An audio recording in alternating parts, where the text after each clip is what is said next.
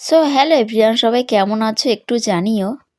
আচ্ছা, কারা কারা আমার মতো ম্যাগি খেতে একদম অপছন্দ করো? ওই ম্যাগিটা সেদ্ধ করে মশলা দিয়ে খেতে তোমাদের হয়তো সবার ভালো লাগে, আবার কারোর কারোর ভালো লাগে না। আমার তো একদমই ভালো লাগে না। আর আমার হাজব্যান্ড তো এমনি ম্যাগি দিলেই খেয়ে নেয়, খুব একটা পছন্দ করে না, তবে খেয়ে নেয়। কিন্তু আমি একদমই ওইভাবে ম্যাগি খেতে ভালো লাগে না। তা চলো আমি কীভাবে ম্যাগিটা বানাই তোমরা একটু ভিডিওটা পুরোটা দেখতে থাকো, তাহলে বুঝতে পারবে।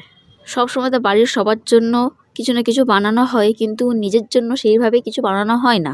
কিন্তু আমার খুব ইচ্ছা করছিল ম্যাগি খেতে, কিন্তু আমি যখনই ম্যাগি খাই এইভাবে খাই। আর আমি একা খাই না, আমি সবার জন্যই বানাই, কিন্তু আমি যখন খাবো এইভাবেই খাবো। তা দেখো, প্রথমে ম্যাগিটা একটু সেদ্ধ করে তুলে রাখলাম, একটু জল ঝরিয়ে রাখলাম।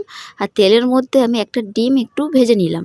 আর না, ডিমটা না আমি ভুজিয়া করেই দিই, কিন্তু আজকে দেখলাম ফ্রিজে আমার কাঁচা ডিম নেই, সেদ্ধ ডিম, তাই ওটাই আমি ভেজে নিলাম। আর প্রত্যেক রান্নায় সবাই আগে তেলের উপর একটু পেঁয়াজ রসুন দেয়, কিন্তু আমি পেঁয়াজ রসুনটা একটু পরে দিলাম।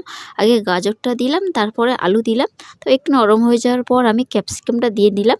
তারপরে আমি ওই পেঁয়াজ রসুনটা দিলাম। আমি খুব বেশি ভাজবো না বলে কিন্তু একটু বেশি ভাজা হয়ে গেছে, কিন্তু আরও হালকা ভাজলে বেশি টেস্ট লাগে। ঠিক চাউমিন নয়, আবার চাউমিনের থেকে একটু ভালো খেতে, কিন্তু দূর থেকে দেখে তোমার কেউ বুঝতেই পারবে না এটা চাউমিন না ম্যাগি।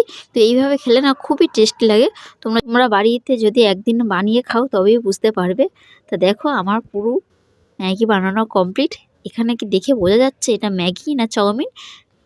তো চলো আজকে ভিডিওটা এই পর্যন্ত। তো তোমাদের কেমন লাগলো অবশ্যই জানিও। তা চলো, টাটা।